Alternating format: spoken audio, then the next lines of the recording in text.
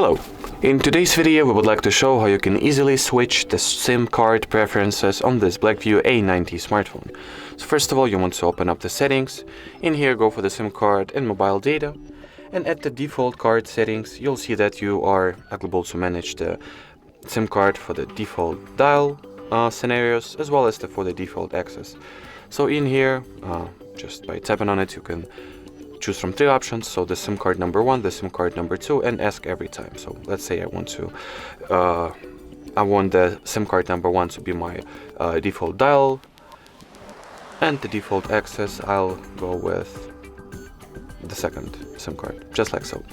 Alrighty, so that was it for this video. Thank you so much for watching, and bye bye.